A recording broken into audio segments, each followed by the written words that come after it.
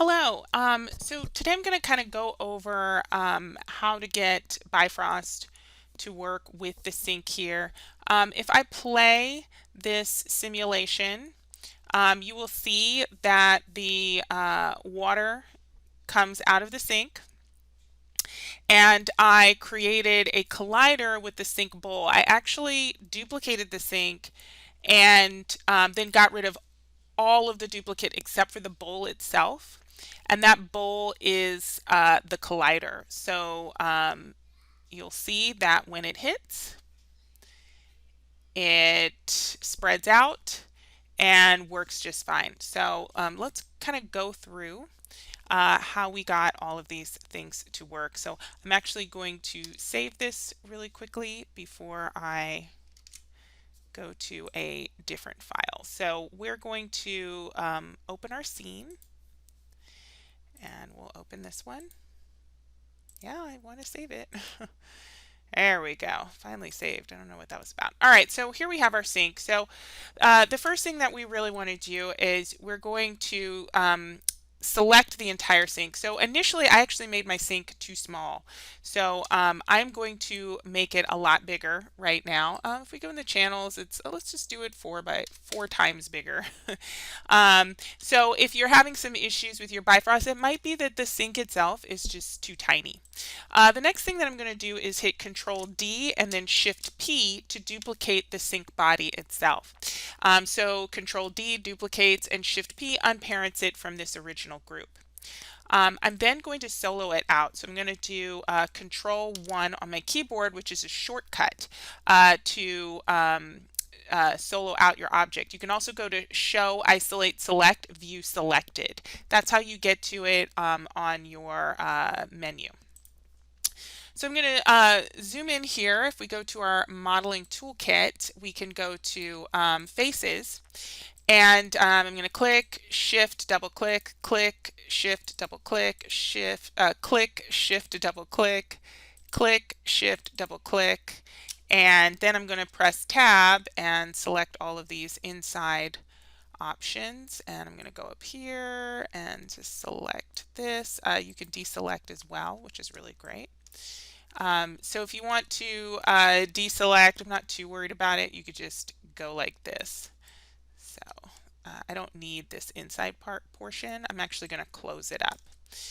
All right, so now that I've done that, I am going to go to my modeling menu, and I'm going to go to Edit Mesh, Extract, and so this is going to make this a separate thing. And then what I can do is I can delete history. So if you go to Edit, Delete by Type History, that will delete the history. So here we have our sink and our sink bowl. Here it is. I'm going to Shift P to unparent it, to get rid of the sink group, and name this Sink Bowl Collider, because it will be a collider for me. I'm also going to zoom in here and fill in this portion. So I'm going to go to Mesh Tools, Append to Polygon, click, hit Enter, press G to repeat your last action, which was Append to Polygon, and enter. So, and if I hit 1 or 3 rather, we have this nice bowl. So this is our sink bowl collider. And if I hit Control 1 again, it brings everything back. So everything is visible again. All right, so now what I'm going to do is I'm going to save my scene, and we're going to save it as something new, new name. And we need to make our Bifrost. So I'm going to create a polygon sphere. And if I hit W and press V, I can snap that sphere up to my faucet. I do need to make it smaller. I need to make it a bit smaller, and I am going to do that. So here it is, and let's make it a tiny bit smaller. If we hit F, we can zoom in on things. Okay, so here is my sphere, which is actually going to be my Bifrost emitter object. So with it selected, I'm going to go to my FX menu, and Actually, before we go any further, let's create a new place for a cache. So I'm going to go to Bifrost Fluids, Bifrost Options, and I've actually already done this. So what you want to do is you want to check on Override Disk Location, and then just find a place that's not on your C drive. We're trying not to save it to our main hard drive because that can bog it down. I put it into my projects folder, which is in my documents folder, which is not in my C drive, I believe. And then when you're done, you just hit apply and close. All right, so with my object selected, I'm now going to make it a fluid. So I'm going to go to Bifrost Fluids Liquid, and that's going to make a whole bunch of objects here. So these Bifrost Liquid, Liquid Properties, Liquid Mesh, and the emitter. Now initially when you create it, let's do 100 frames. It's going to look a little funky. It's just going to look like that. We want it to be an object, so we want to actually see things a little bit better. So we're going to go to our attribute editor, and we're going to go to our liquid shape 1 and scroll down to Bifrost meshing and hit enable. And when we do that, we now see it as a mesh. And first off, it's too big, and also it's just one little blob. So we have to change a couple of those things. So first off, I can make my sphere just a tiny bit smaller. Oopsie, not too small. Let's go to channels and let's hit F to zoom in. Let's move it too. So it's not really moving it. All right, we're going to make it 0.4 and that should be fine. Now the other thing I could do, right, is I can also, there we go. So let's see. Uh-oh. Let's move it back to where it was. There we go. We can also make our main sink a little bit bigger. If you do that, you want to make your collider bowl a little bit bigger too. You want to make all of those bigger. So we're going to make all of them just a tiny bit bigger. So, and now I can move my sphere. Yeah, there we go. Just easier to make the sink bigger. If it's too small, what occurs is your Bifrost has some issues. It's just too tiny for it. So it's not too tiny anymore. And we're just gonna move it so that, there we go, it's centered here. All right, so we need to make the Bifrost liquid something other than just a liquid, one single liquid blob that falls. All right, so after you turn on your Bifrost meshing, what you want to do is we want to go to the liquid shape 1 tab. So if you go to your attribute editor again, and we're going to go to Bifrost liquid 1. Okay, we are going to go to particle display. So let's do this. Where's particle display? It's up here. We're going to make this a little bit, we're going to change up some of these. So the point size, we're going to do 3. And you also want to right mouse press on your timeline, and you want to make sure your playback speed is play every frame, comma max real time. If you don't have it on this, it's not going to play properly. So make sure it's on that. Under your Bifrost liquid properties container 1, okay, we are going to change our voxel size. So our master voxel size is 0.5. We're going to make it a little smaller. So we're going to do 0.2.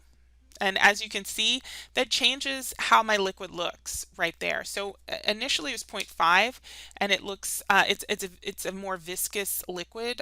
And so if it's 0.2, it's going to flow a little bit better, more like real water. A 0.1 also works. Then we're going to go to our emitter properties. So emitter props 1 tab, and what we want to do is check on continuous emission. So what this is going to do is, instead of just one little blob of water coming out, we will have continuous water coming out. So let me save what I just did, because that was a lot and we don't want it to crash. And let's just play and see what happens. So here we're playing. And as you can see, the water is coming down. It is continuous now. It isn't just one blob. And it's probably going to go, it's going to go through my sink because I have not set up a collider yet. I've made the collider object. I have not set it up. Now, you could make your entire sink the collider. That's totally fine. You could just select the sink and make it a collider. What is going to happen is the sink is going to fill up at some point and the water is going to come out on the sides here. Um, so that will occur. So that's why I just did this guy as, where is it? It's up here as my collider. You can also do a kill plane. So if you want to create a kill plane, you would select your liquid bounding box for your Bifrost, and then you would go to Bifrost Fluids Kill Plane. And what you would do is you just click that. And it's going to make a kill plane. You can make it bigger if you want so you can see it better. And then I would put it where you want the water to stop coming out. So think about that. All right, now this is a sink, so I'm just actually going to have it fill up the sink. That's what I'm going to do. I'm not going to make a kill plane. I don't need to. Okay, so now that we have done that, we need to make a collider. So in order to create a collider, what we are going to do is we are going to select this bounding box, which I already did. And then we're going to select our sink bowl collider. And we are going to go to Bifrost Fluids Collider. Now, initially when you do this, it might not work. And so if that happens, you need to change some of the properties to your collider. So let's go to our collider properties here and let's see. We're going to go to the collider props. Well, I don't see the tab, so it's the collider props 1 tab, and this is the sink bowl collider shape. So let's go to Bifrost Fluid and see where it could be. All right, so here it is, the collider props 1 tab here. So right now this is a conversion drop down and our mode is solid. Now, because our sink bowl collider is a very thin shape, it's not complex at all. It's just basically the equivalency of a plane.